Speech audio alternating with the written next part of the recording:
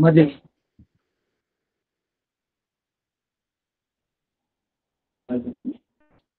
मजेत ना? छान छान. आपण काय शिकलो होतो, कोण सांगेल का? गेल्या वेळेला काय आपण गणितात शिकलो होतो? गणित विषय ना आपला.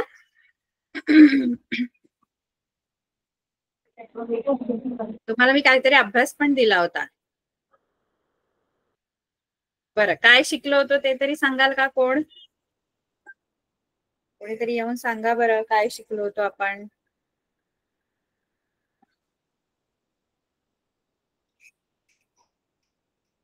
आपण भूमितीमधील, हा, कोणी सांगतंय का?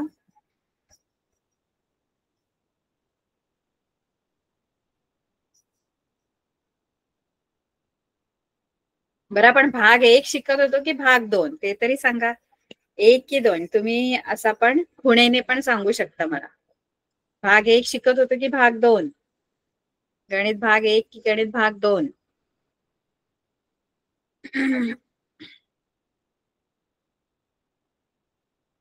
खुणेने सांगू शकतात. आपण कोणता गणित भाग 1 शिकत होतो की गणित भाग 2?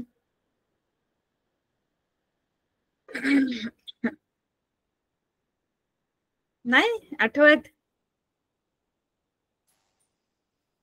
गणित भाग 1, गणित भाग 2 ते तरी सांगा की भाग 1 शिकत होतो की भाग 2? भाग 1 मधला धडा आपण शिकतोय की भाग 2 मधला?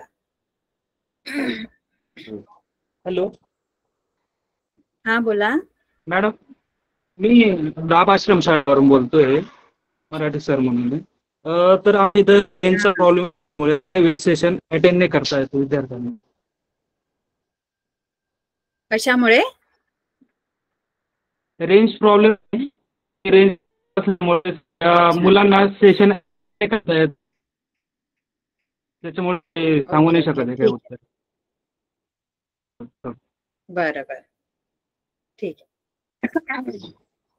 तर गेल्या वेळेला आपण शिकलो होतो भाग 2 मधला पहिला धडा आपण सुरू केला होता, गणित भाग 2 मधला.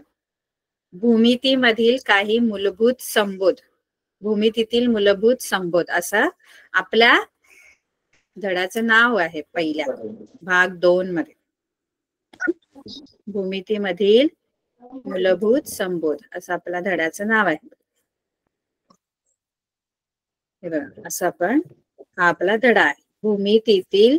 स्क्रीनवर जर तुम्हाला दिसत असेल तर हा आपल्या धड्याचं, हे आपल्या धड्याचं नाव आहे पहिलं, भूमितीतील मूलभूत संबोध. तर यामध्ये आपण काही जे मूलभूत कन्सेप्ट किंवा मूलभूत गोष्टी आहेत भूमितीमधल्या महत्वाच्या, जे आपल्याला माहित पाहिजे ते आपण शिकलो. बिंदू शिकलो आपण, रेषा शिकलो, प्रतल शिकलो, रेषाखंड शिकलो, किरण काय असतो हे सगळं आपण शिकलो. बघा, आपण ह्या 3 गोष्टी आणखी पुन्हा आज आपण रिवाइज करू. जर तुम्ही नसेल अटेंड केलं तर पुन्हा एकदा आपण बघूया की बिंदू काय असतो, रेषा काय असते, रेषाखंड काय असतो, हे आपण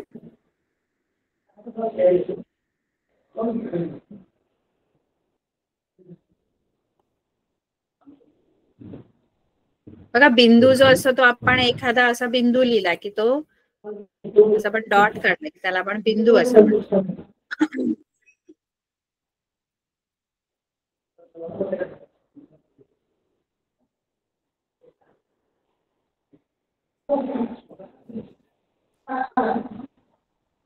भूमितीतील मूलभूत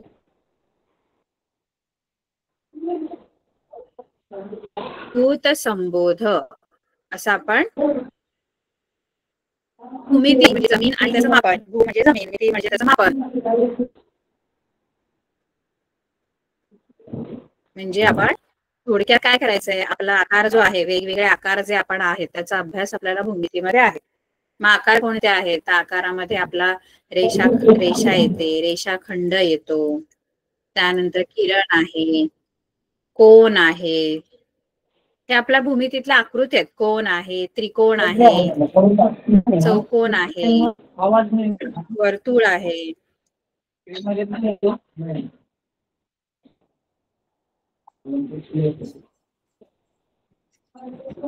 सर म्यूट करा प्लीज, कृष्णा सर.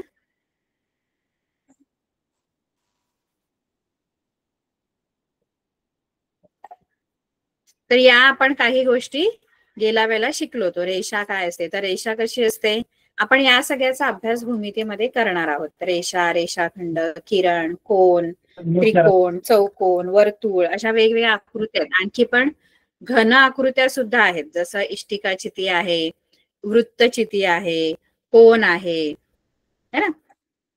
त्यानंतर तुमचं गोल आहे. असं आपण घन आकृत्यांचा, त्रिमितीय आकृत्यांचा सुद्धा आपल्याला भूमितीमध्ये अभ्यास करायचा आहे. तर आधी आपण बेसिक रेषा काय, रेषाखंड काय हे गेल्या वेळेला बघितलं. जी दोन्ही बाजूला अमर्याद असते, दोन्ही बाजूला वाढते, ती रेषा असते. जिला दोन्ही बाजूला आपण बाण देतो ती रेषा आहे.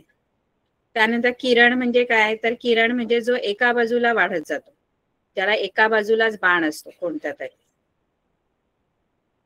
हे किरण आहे. ज्यांना एका बाजूला बाण असतो की नाही, एरो असतो, ते किरण असतात. मग त्याचा सुरुवातीचा बिंदू आपल्याला माहित असतो, आरंभ बिंदू माहित आहे, म्हणजे तो कुठे सुरू झाला हे माहित असतं. पण एका बाजूला तो, आता रेषा कशी असते, रेषा दोन्ही बाजूला अमर्याद वाढते, म्हणजे त्याचा पहिला बिंदू पण माहित नाही, शेवटचा बिंदू पण नाही माहिती रेषेचा, कारण रेषेला दोन्ही बाजूला बाण आहे. बाण देतो म्हणजे काय करतो आपण, ती दोन्ही बाजूला अमर्याद आहे.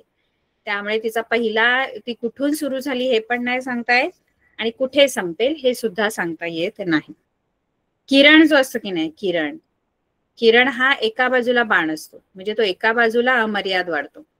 तो कुठे सुरू झाला हे आपल्याला माहित असतं, जसं हा किरण आहे. तर हा जो ए बी किरण दिसतोय तो ए ला सुरू झालाय, ए पासून सुरू झाला आणि बी कडे वाढतो, म्हणजे सुरुवातीचा बिंदू आपल्याला माहित असतो किरणचा. रेषेला बघा, रेषेला दोन्ही बाजूला मी बाण दिलेले आहेत. ही रेषा आहे जिला मी दोन्ही बाजूला बाण दिलेले आहे, म्हणजे तिला सुरुवातीचा आणि शेवटचा दोन्ही बिंदू आपल्याला माहित नसतात. किरणचा सुरुवातीचा बिंदू आपल्याला माहित आहे. किरण असतो की नाही त्याचा, बघा किरण असे असतात, एका बाजूला बाण असं, ते किरण आहेत, कारण त्याच्या एका बाजूला आपण एरो दिलेले आहेत. आता एका बाजूला एरो असतो, एका बाजूला बाण असतो, म्हणजे जो आरंभ बिंदू आहे, आरंभ म्हणजे तो कुठून सुरू झाला हे आपल्याला माहित आहे, पण त्याचा शेवटचा बिंदू नाही माहिती, कारण तो एका बाजूला अमर्याद वाढतो. जसं हा ए, हा त्याचा सुरुवातीचा बिंदू आणि बी कडे तो वाढतो. हा समजा दुसरा आहे किरण, हा पी हा पहिला बिंदू आहे आणि क्यू कडे तो वाढत जातो. क्यू हा शेवटचा बिंदू नाहीये याचा, क्यूच्या दिशेने तो वाढत जातो अमर्याद. मग किरणाचं नाव लिहिताना आधी आरंभ बिंदू लिहिणं गरजेचं असतं, म्हणजे तो कुठून सुरू झाला तो बिंदू पहिला लिहायचा. जसं या पहिल्या किरणाचं नाव लिहिताना तुम्ही किरण बी ए नाही लिहू शकत, ए बी लिहायचं, कारण ए हा त्याचा आरंभ बिंदू आहे आणि ए पहिला आला पाहिजे, आणि नंतर मग बी. का बी, कारण बी त्याचा शेवटचा बिंदू नाहीये, पण बी कडे तो वाढत जातो. बी शेवटचा बिंदू किरणाचा नाही सांगता येत, पहिला बिंदू माहित असतो आपल्याला किरणाचा, मग तो पहिला लिहायचा, आणि दुसरा बिंदू कुठलाही मधला लिहिला तरी चालतो, कारण त्या बाजूला तो वाढत जातो. या दुसऱ्या किरणाचं नाव जर लिहायचंय तर कसं लिहाल, दुसऱ्या आणि तिसऱ्या किरणाचं नाव,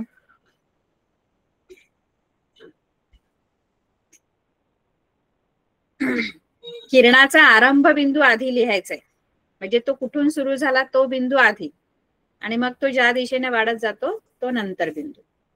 इथे दुसरा जो किरण आहे त्याचं नाव तुम्ही काय लिहाल बरं, किरण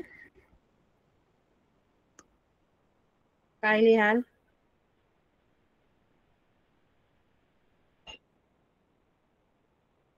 PQ की QP, दोन ऑप्शन आहेत तुम्हाला, एक किरण PQ, दुसरं किरण QP. याच्यातलं कुठलं खुणेने सांगा मला, पहिलं की दुसरं, किरण PQ बरोबर आहे की किरण QP. खुणेने सांगितलं 1 2 तरी चालेल. किरण PQ लिहाल की किरण QP लिहाल? पहिला सुरुवात आरंभ बिंदू आधी लिहायचा असतो, त्यामुळे तुमचा आरंभ बिंदू जो आहे याचा तो P आहे आणि Q कडे वाढत जातो, त्यामुळे पहिलं उत्तर बरोबर आहे PQ. त्यानंतर तिसऱ्याचं नाव तुम्ही किरण, त्याचा आरंभ बिंदू जो आहे तो C आहे आणि D कडे वाढत जातो, CD, किरण CD. त्यानंतर रेषाखंड असतो. रेषाखंड जो आहे तो मर्यादित आहे, म्हणजे त्याचे दोन्ही बिंदू अंत्यबिंदू आपल्याला माहित असतात. सुरुवातीचा पण बिंदू माहित आहे आणि शेवटचा पण माहित आहे, म्हणजे तो कुठून सुरू झाला आणि कुठे संपतो हे आपल्याला माहित असतं. ह्याला बाण नसतो, ह्याला आपण रेख बोलतो किंवा रेषाखंड म्हणतो. रेषाखंड A किंवा रेषाखंड BA लिहिलं तरी चालेल, कारण A आणि B हे त्याचे अंत्यबिंदू आहेत, म्हणजे ते शेवटचे बिंदू आहेत, त्याच्या पुढे तो नाहीये, तो तेवढाच आहे A पासून B पर्यंत. त्यामुळे रेषाखंड AB लिहा किंवा रेषाखंड BA लिहा. हे आपण त्या दिवशी शिकलेलो आहोत. रेषा शिकलो, किरण, रेषाखंड. त्यानंतर आता आपल्याला पुढचं शिकायचं आहे. मुलांनो, या गोष्टींना लक्षात ठेवायच्या, विसरायच्या नाही, कारण पुढे जाऊन आपल्याला पुन्हा या गोष्टी अभ्यासात येणार आहेत. आता पुढे आपल्याला शिकायचंय बिंदूंचे निर्देशक, असं आपल्याला शिकायचंय बघा. बिंदूंचे निर्देशक.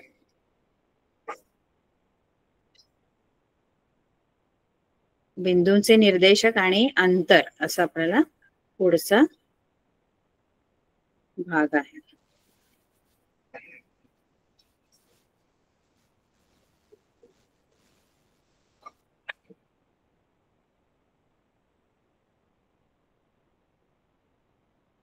बिंदूंचे निर्देशक आणि अंतर हे आपल्याला आता शिकायचं आहे. बिंदूंचे निर्देशक व अंतर.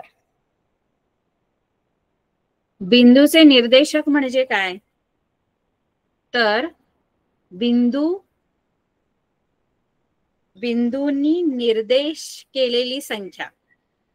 आता बिंदूंनी निर्देश केलेली संख्या म्हणजे काय, आता जी संख्या रेषा असते, संख्या रेषा म्हणजे काय की अशी रेषा ज्याच्यावर संख्या असतात, ती संख्या रेषा. आता ही संख्या रेषा आहे, ही संख्या रेषेवर बघा तुम्हाला संख्या दिसतात की नाही, ज्या रेषेवर तुम्हाला संख्या दिसतील ती संख्या रेषा. आता रेषेवर बिंदू असतात, रेषा ही असंख्य बिंदूंची बनलेली असते. आपण बघितलं रेषा ही अमर्याद वाढत जाते. जी रेषा जर आहे तर ती दोन्ही बाजूला अमर्याद वाढते आणि अमर्याद वाढल्यामुळे तिच्यावर असे असंख्य बिंदू असतात, मोजता नाहीये तेवढे बिंदू त्याच्यावर आहेत. मग ही जी रेषा आहे या रेषेवर असंख्य बिंदू आहे. मग ही जर संख्या रेषा असेल, ही रेषा जर संख्या रेषा असेल तर त्या प्रत्येक बिंदू, आता असंख्य बिंदू आहेत रेषेवर, खूप बिंदू आहेत रेषेवर. रेषेवरचे बिंदू, कारण रेषाच अमर्याद आहे आणि रेषा बनले कोणापासून, बिंदूंनी बनले, त्यामुळे त्या रेषेवर असंख्य असे खूप बिंदू आहेत. तर प्रत्येक जे ते बिंदू आहेत की नाही, त्या प्रत्येक बिंदूशी निगडीत एक संख्या असते.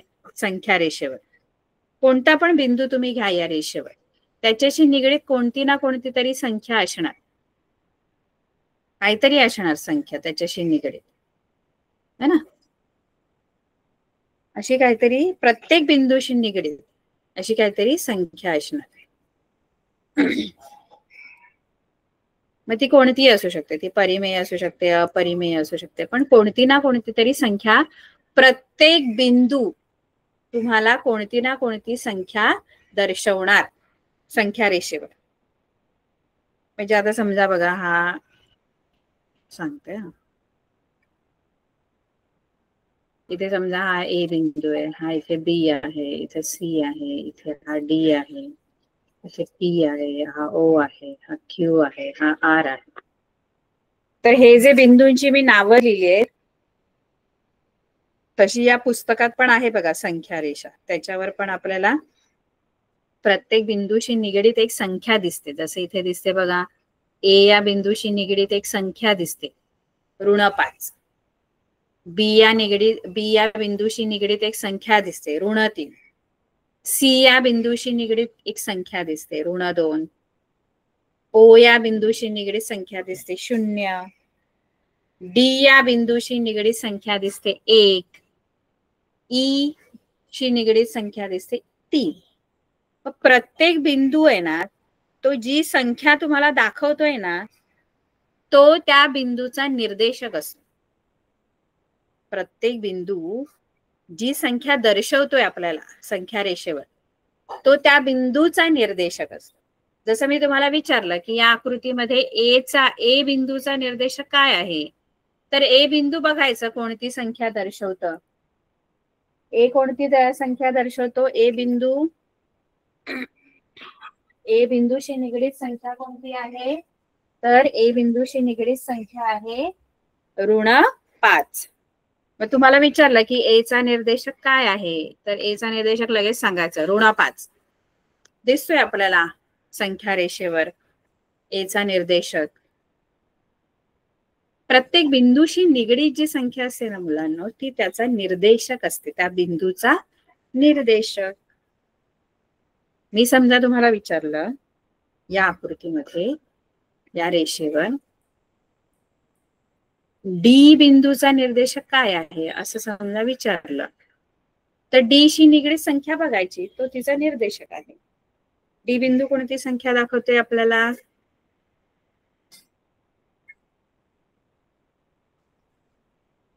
डी बिंदू. पुस्तक आहे तुमच्याकडे समोर, तुमच्या समोर पुस्तक आहे का मुलांनो?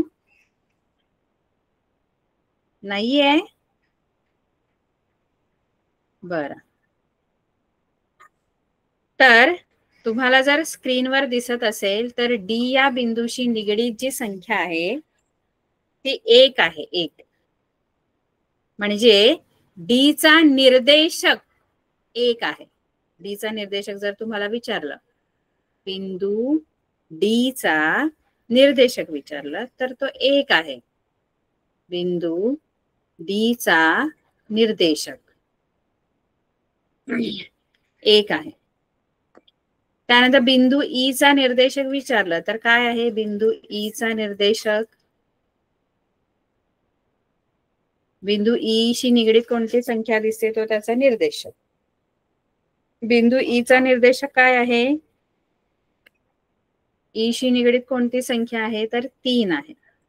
बिंदू ई चा निर्देशक 3 आहे. कारण बघा ई ची निगडीत संख्या बघा कोणती आहे, 3. म्हणजे बिंदू ई चा निर्देशक 3 आहे. बिंदू बी चा निर्देशक काय आहे बरं, बिंदू बी चा निर्देशक काय आहे बरं,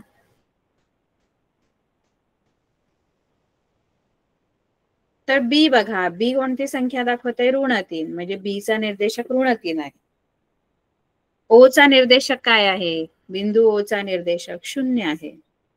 निर्देशक म्हणजे कळलं का, निर्देशक म्हणजे बिंदूचा निर्देशक म्हणजे त्या बिंदूनी संख्या रेषेवर जी संख्या दाखवलेली आहे, म्हणजे त्या बिंदूशी निगडीत जी संख्या आहे संख्या रेषेवर, त्याला बिंदूचा निर्देशक असं म्हणतात. हे नीट लक्षात घ्या, निर्देशक काय आहे. ठीक आहे. आता निर्देशक कळल्यानंतर आपल्याला अंतर काढायचंय. अंतर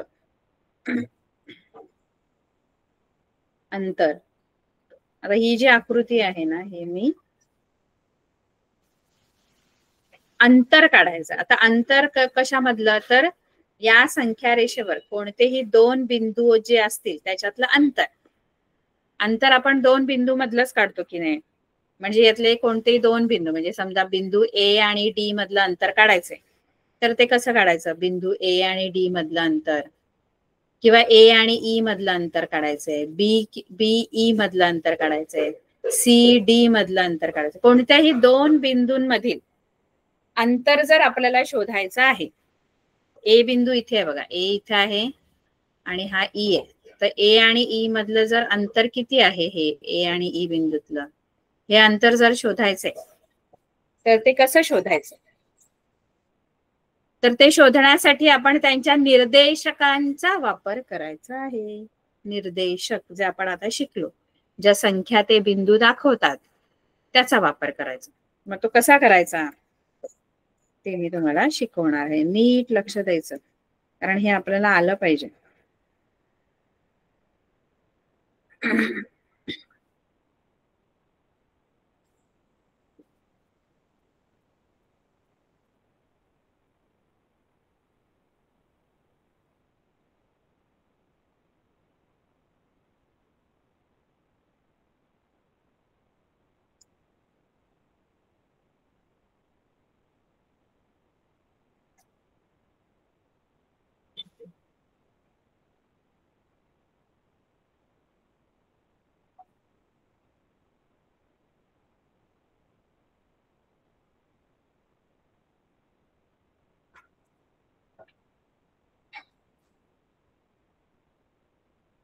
ही आपण आकृती घेतलेली आहे बघा.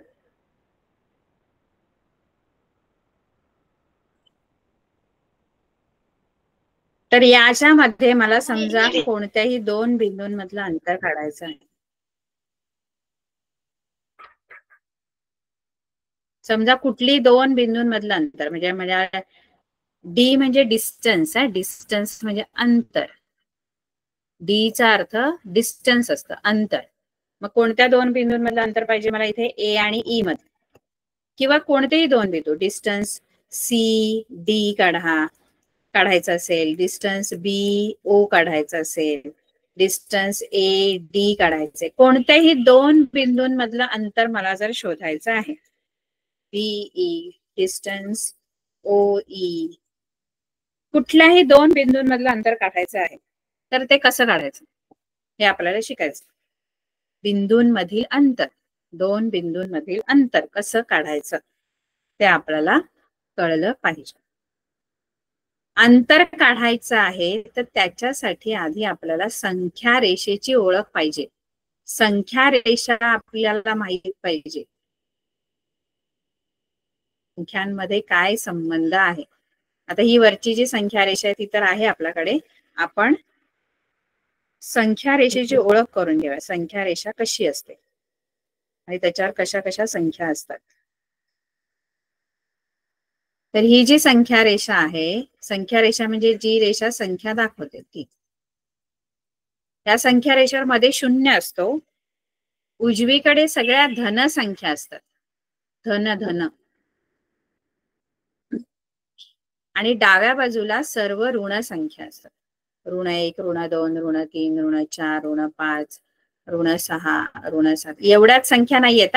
पुढे बाण आहे म्हटल्यानंतर पुढे पण असंख्य संख्या आहेत. ऋण 7, ऋण 8, ऋण 10, ऋण 100, ऋण 1000 डावीकडे, आणि उजवीकडे 1 2 3 4 5 6 7 8 9 10 11 100 1000 पुढे, कारण रेषाच वाढत जाते ना म्हटल्यानंतर पुढे असंख्य संख्या आहेत. पण आपण आता सध्या या पानावर एवढाच दाखवू शकतो. तर अशा संख्या आहेत या संख्या रेषेवर. आता संख्या रेषेवर ज्या संख्या असतात त्याच्यामध्ये लहान मोठेपणा जर आपल्याला ओळखायचे की कोणती संख्या लहान आहे कोणती मोठी आहे, तर ती कशी ओळखायची? बघा, संख्या रेषा जर आपल्या समोर असेल तर सोपं आहे ओळखायला की लहान कोणता आणि मोठा कोणता. नंबर, कोणती संख्या किंवा कोणता निर्देशक मोठा आणि कोणता निर्देशक छोटा, हे जर ओळखायचे तर जो उजवीकडे आहे ना, दोन निर्देशक जे आहेत, आता समजा मी तुम्हाला सांगितलं की 3 आणि 7 या दोन निर्देशकांमध्ये मोठा कोण आहे, तर 3 आणि 7 शोधायचे. इथे 3 इथे आहे बघा, हा 3 इथे आहे आणि 7 इथे आहे. 3 संख्या इथे आहे, 7 इथे. तर यामध्ये जी उजवीकडे आहे ना, आता आपला हा उजवा हात आहे बघा, बघायला शिकायचं. संख्या उजवी डावी कळली पाहिजे. 3 आणि 7, 3 इकडे येतात या बाजूला डावीकडे, दोघांमध्ये 3 आणि 7 मध्ये 7 उजव्या बाजूला येत आहेत, 3 डावीकडे येतात या दोन संख्यांमध्ये. हा उजवा हात आहे की नाही? उजव्या हाताकडे जी संख्या असेल ती मोठी आणि जी डाव्या हाताकडे असेल ती लहान. डावीकडे संख्या रेषेवर डावीकडे जी संख्या ती लहान असते आणि उजवीकडची संख्या मोठी असते. नेहमी लक्षात ठेवायचं, संख्या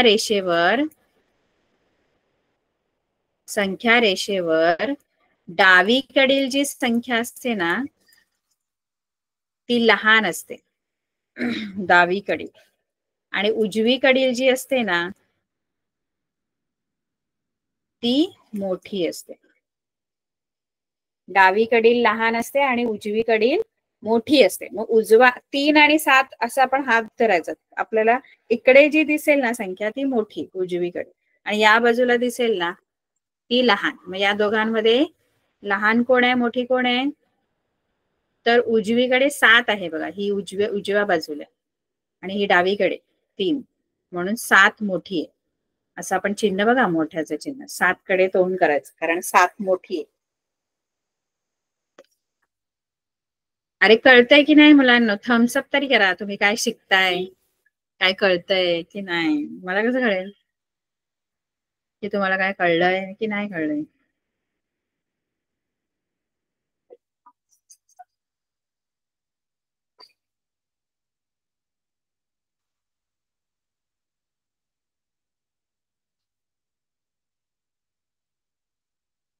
मुलांनो सगळे आहेत ना, शिकतायत ना?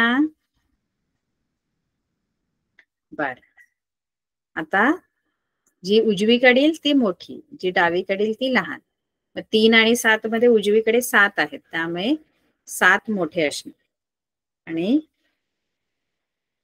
3 जे आहे ते लहान असणे.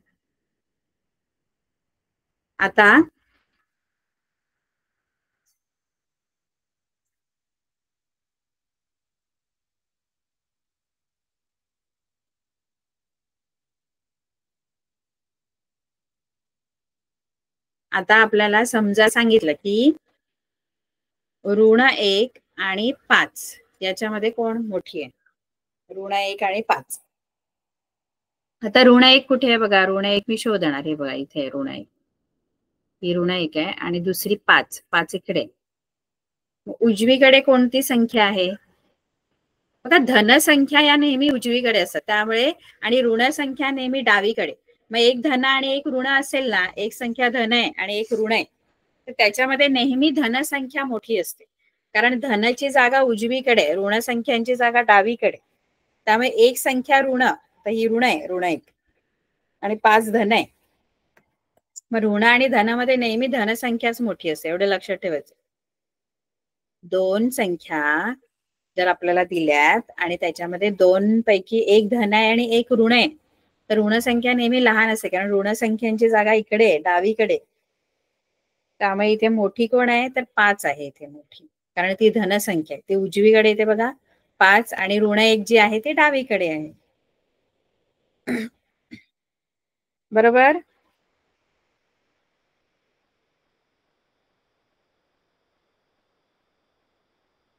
बरोबर की नाही मुलांनो? मग याच्यामध्ये 5 मोठी आहे. आता समजा मी तुम्हाला सांगितलं की -3 आणि -6 याच्यामध्ये मोठी कोण आहे? बघा 3 आणि 7 मध्ये पहिलं जे आपण बघितलं 3 आणि 7, हे आपण नॉर्मल, आपल्याला जे नंबर्स आहेत तेच आहेत 3 आणि 7. आता याच्यामध्ये आपल्याला माहित आहे की 7 मोठीच असते, कारण हे दोन्ही धनसंख्या आहेत. 3 पण धन आहे, 7 पण धन आहे. धनामध्ये आपला नेहमी जे लहान मोठेपण आहे तोच लागतो. आता दोन्ही ऋण संख्या आहेत, तर तिथे तुम्हाला जी मोठी ही दिसते, तुम्हाला वाटेल की ही -6 मोठी आहे, तर इथे -6 मोठी नाहीये. का माहितीये? समजा -3 तुम्ही बघितलं तर -3 इकडे आणि -6 बघितले तर इकडे. मग उजवीकडे ही संख्या येते, ही उजवीकडची ही डावीकडची, म्हणजे जी उजवीकडची असते ती मोठी असते आणि डावीकडची लहान आहे. बघा तुम्ही ऋण संख्यांमध्ये जर बघितलं तर सगळ्या -6, -7, -8 म्हणजे इकडे मोठ्या संख्या जातात. म्हणजे -3 आणि -6 मध्ये जर तुम्हाला लहान मोठं ठरवायचंय तर -3 मोठी आहे, कारण ती उजवीकडे येते. आपल्याला वाटेल अरे त्यात काय लहान मोठेपणा सांगायचंय, -3 आणि -6 मध्ये कोणती मोठी असणार? -6. दोन्ही संख्या ऋण असतील, दोन्ही संख्या ऋण असतील तर त्याच्यामध्ये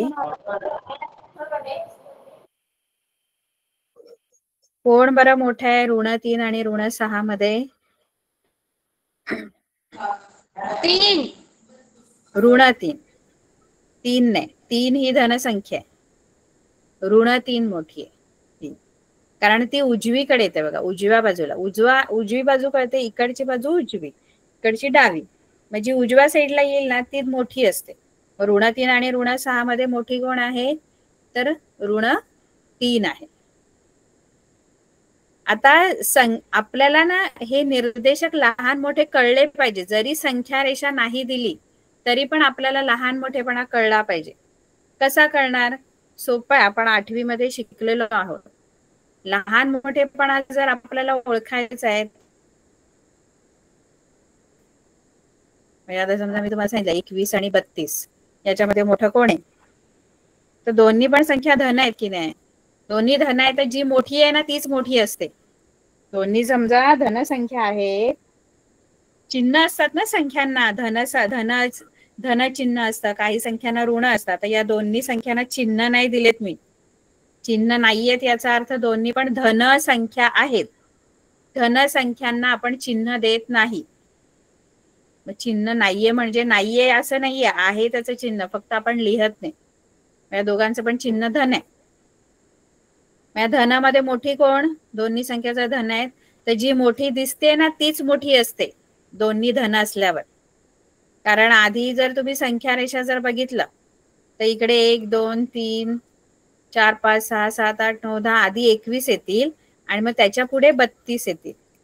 म्हणजे उजवीकडे 32 येणार आहेत आणि डावीकडे 21, म्हणजे 32 मोठे असणं. कारण दोन्ही धनसंख्या आहेत. धनसंख्या जर आहेत ना तर जी मोठी दिसते ना नेहमीची आपली जी असते ना तीच मोठी संख्या असते. हे कळायला पाहिजे मुलांना.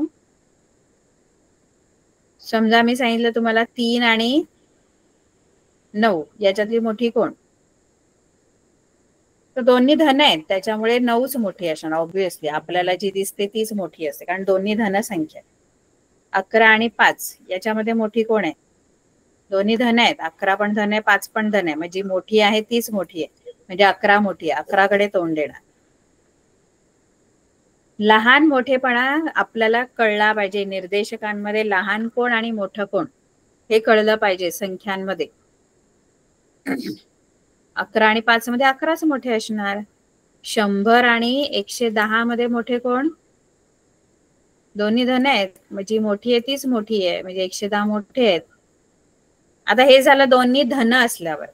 आता समजा दोन्ही ऋण असतील तर काय करायचं? तर लहान मोठेपणा कसा ठरवायचा? दोन्ही ऋण संख्या आहेत, दोन्ही धन आहेत ना, तेव्हा जी मोठी आपल्याला नेहमीची असते तीच संख्या मोठी. पण जर ऋण आहे त्याच संख्या घेऊ ज्या धनसंख्या आपण घेतल्या. आता ऋण 21 ऋण 32 दोघांची चिन्ह ऋण आहेत. तर याच्यामध्ये मोठा कोण माहितीये? तुम्ही बोला. ऋण 21. बरोबर. म्हणजे जी लहान म्हणजे ऋण दोन्ही चिन्ह ऋण आहेत की नाही, त्याच्यामध्ये जी लहान असते ती जी मोठी दिसते ती मोठी नाहीये, कारण ती डावीकडे जाईल. अजून आधी ऋण 21 येतील, मग ऋण 32 येतील डावीकडे. म्हणजे ऋण 32 हे जास्त डावीकडे आहेत ऋण 21च्या. त्यामुळे जी मोठी दिसते ना ती लहान असते ऋणामध्ये, ऋण संख्यांमध्ये. ऋण 5 आणि ऋण 8 याच्यामध्ये कोण मोठी? ऋण 5 ऋण 8 मध्ये ऋण 5. बरोबर, व्हेरी गुड. ऋण 6 आणि ऋण 3 याच्यात कोण मोठं? ऋण 3. तुमचे 500 रुपये आहेत ना, ते कापून द्या. मग तिकडनं येते ना दे ना तुम्हाला 4 महिन्याला 500 नंतर. हा, ऋण 6 आणि ऋण 3 मध्ये मोठं कोण आहे? ऋण 3. ऋण 3. बरोबर. आता हे आपल्याला कळलं पाहिजे. दोन्ही ऋण संख्या जर आहे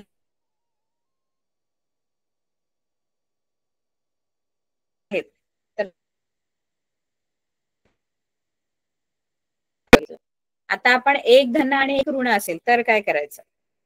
तर हे तर सोपंच आहे एकदम. एक धन आणि एक ऋण असेल म्हणजे 5 ही धन संख्या आहे आणि 3 ही ऋण संख्या आहे. तर एक धन आणि एक ऋण जर असेल तर त्याच्यामध्ये नेहमी धनसंख्याच मोठी असणार. बघायचंच नाही, एक धन आणि एक ऋणामध्ये धनसंख्याच मोठी असते, त्यामुळे 5च मोठे असणार. कळलं का? ऋण 5 आणि 1 याच्यामध्ये कोण मोठी असणार? एक. एक, कारण ती धन आहे. जरी हे मोठे दिसले ऋण तरी ते ऋण आहेत, ते डावीकडे असतात. एक उजवीकडे येते, ती धनसंख्या आहे. धन आणि ऋणामध्ये नेहमी धनसंख्याच मोठी असते. या दोघांमध्ये कोण मोठं आहे? ऋण 23 आणि 23 मध्ये 23. Very good, very nice. आता आपल्याला या संख्यांमधला लहान मोठेपणा एकदा कळला ना की आपल्याला दरम्यानता लिहिता येते. सॉरी, दरम्यानता नाही, आपल्याला अंतर काढता येतं, दोन बिंदूंमधील अंतर. आता ते कसं काढायचं ते आपण बघू. आधी आपल्याला लहान निर्देशक कोणता, मोठा कोणता हे आधी आपल्याला कळलं ना की मग आपल्याला कोणतंही अंतर काढता येतं.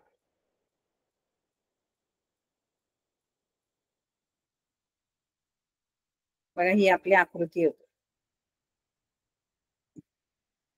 आता या आकृतीमध्ये आपल्याला कोणत्याही दोन बिंदूंमधलं अंतर जर काढायचंय तर ते कसं काढायचं? समजा मी तुम्हाला सांगितलं की डिस्टन्स एई काढूया आपण.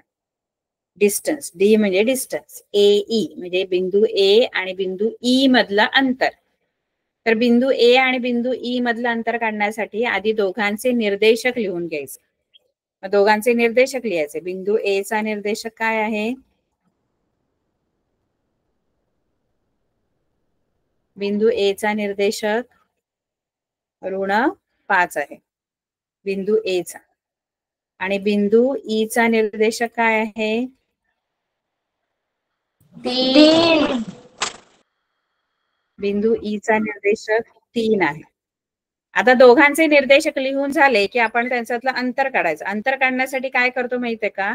मोठ्या निर्देशकातून लहान निर्देशक वजा करायचा. डिस्टन्स एई जर पाहिजे तुम्हाला तर याच्यातला आधी मोठा निर्देशक कोणता तो ओळखायचा. ऋण 5 आणि ऋण 3 मध्ये, सॉरी ऋण 5 आणि 3 मध्ये मोठा कोण? आता हा ऋण आहे, ही धन आहे संख्या, ऋण 5 आणि धन 3. आता एक ऋण आणि एक धन मध्ये नेहमी मोठी कोण असते? एक ऋण आणि एक धन संख्येमध्ये मोठी कोण?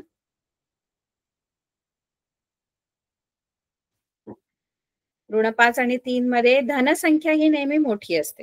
एक ऋण आणि एक धनसंख्या जर असेल ना तर धन नेहमी मोठी, 3 मोठी आहे याच्यामध्ये.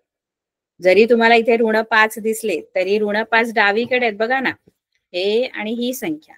तर ई 3 जो आहे तो उजवीकडे आणि ऋण 5 डावीकडे, म्हणजे उजवीकडची संख्या आहे ती मोठी असते. एक धन आणि एक ऋणामध्ये नेहमी धनसंख्या मोठी.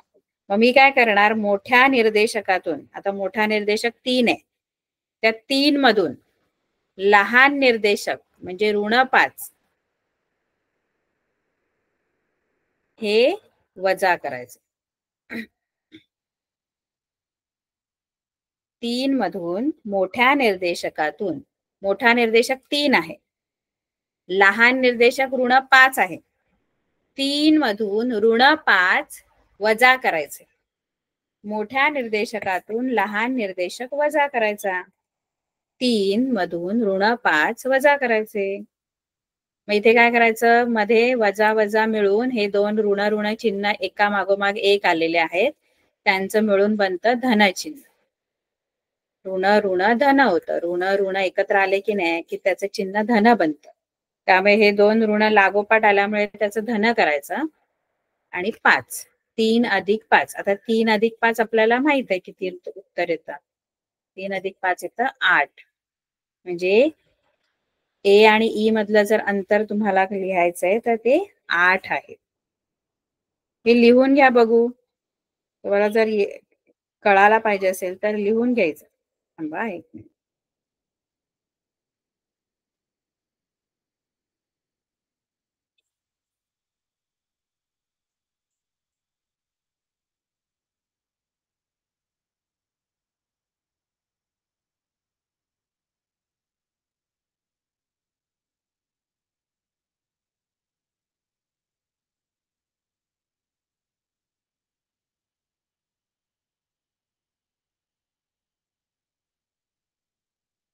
हे लिहून घ्या. वही जर असेल तर लिहायचं, म्हणजे आपल्याला कसं नंतर पण कळेल कसं करायचं आहे.